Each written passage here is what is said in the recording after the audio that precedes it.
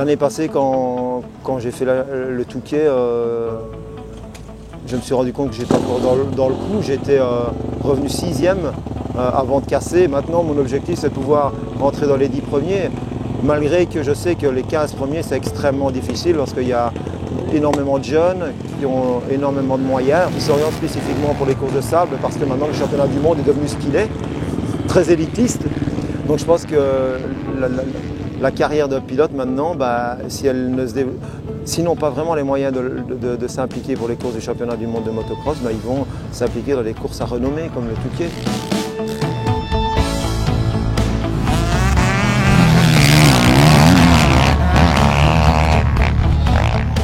Bien et voilà, je pense que vraiment on a fait ce qu'il fallait. Je suis bien aidé par les SBL EVA qui me suit, les SBL Envie d'avenir qui me suit depuis très nombreuses années.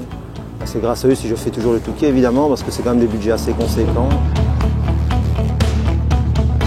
Ce qui est le plus difficile, c'est de se dire qu'on fait peut-être ça pour rien. Parce que comme quand mon premier Touquet c'est en 95, on est en 2016.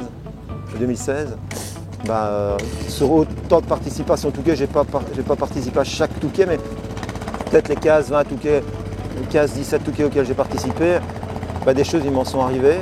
Des choses sont arrivées à d'autres pilotes qui m'ont aussi marqué. Et c'est vrai qu'on s'imagine, on se dit que tout peut arriver dans un sens comme dans l'autre.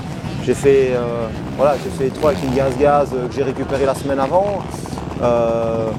C'est des choses qui arrivent une fois dans une vie.